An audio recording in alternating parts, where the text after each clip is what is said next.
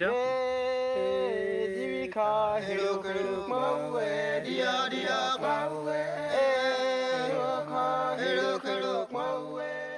just come back from PNG.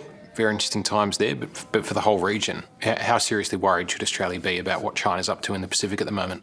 China had virtually no presence in the South Pacific 10 or 15 years ago. Now it's there in a very substantial way.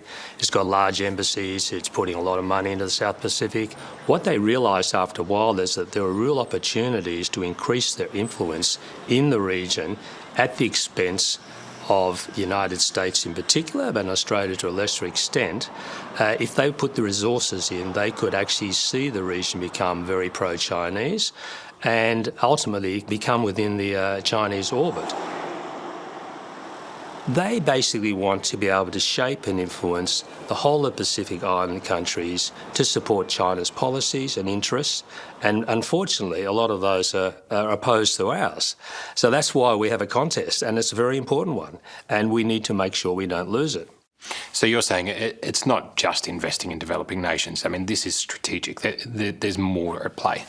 Yes, absolutely. I mean, if you look at the airfields that they're starting to build around the world, they've virtually all got military capability, whereas we don't think that way. When we build an airfield, it's for civilian purposes. The two main trade routes for Australia are up through the South China Sea to China, Japan and Korea, and across the Pacific to the United States. Now, if China had a base or able to access facilities with their military, with their aircraft, their bombers, their fighters, and their naval ships, they could cut off our trade routes to the United States and also to North Asia. That's where most of our trade comes from, including our energy and oil. So you seem pretty convinced that the Chinese money always comes with a military motive? I wouldn't say always, but they always think through what are the strategic benefits to us beyond trade and investment? What is the possibility of a conflict over Taiwan? I think it's pretty high. I think it's a 50-50 proposition that China and the US could have a shooting war over Taiwan. I think that's a realistic prospect. Now, if that were to occur, the Chinese would be looking to target Australian installations. The ADF could be drawn into that.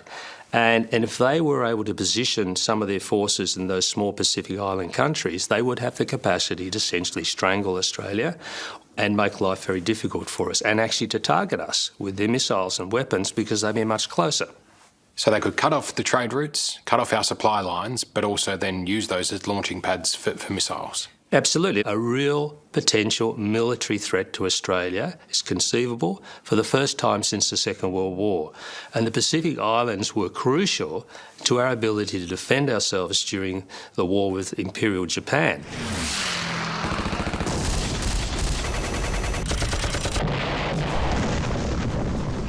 You know, my grandfather basically, remembers all that. And my father too. So it's not like it's 500 years ago or ancient history. This is stuff that did happen here only a couple of generations ago, and it could happen again. I think plenty of people would think, oh, come on, we're not going to go to war in our region. But you do really think that there is a real and present danger on our doorstep? We shouldn't underestimate the ambitions of Xi Jinping. He wants to be not only the dominant regional power, but a global power. Now, some people would say, well, that's perfectly reasonable. No, the US has played that game. Every other great power has too, and that's true. But you have to actually look at the interests and the nature of the country and its political system. And my point would be, I don't particularly want to live in a China-centric world if that means an autocratic world. I would like to live in a democracy where we have freedom of decision-making. And if China had its way, we wouldn't have those freedoms. It would want to tell us what to do. And if we didn't do what we were told, the stick would come out, as we've already seen with these trade embargoes. So, we should be under no illusion what a China-centric world would look like. Hello, I'm Tom Steinfort. Thanks for watching 60 Minutes Australia.